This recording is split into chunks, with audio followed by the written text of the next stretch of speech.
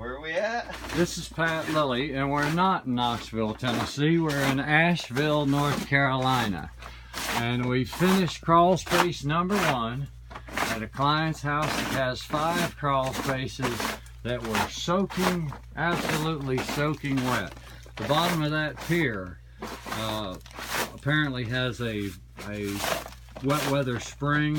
We've dug a trench down under that comes to a corrugated pipe that runs out over here.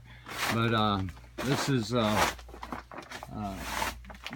dog fight that we've been after for all day long. It's only a 700 square foot crawl space, and we use 1,200 square feet of poly.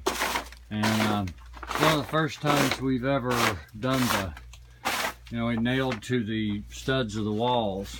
Done that around the corner here too, down this hall. And you just got to do what you got to do to get it blocked. But this is 12 mil silverback liner from Crawlspace Repairs in Greenwood, South Carolina.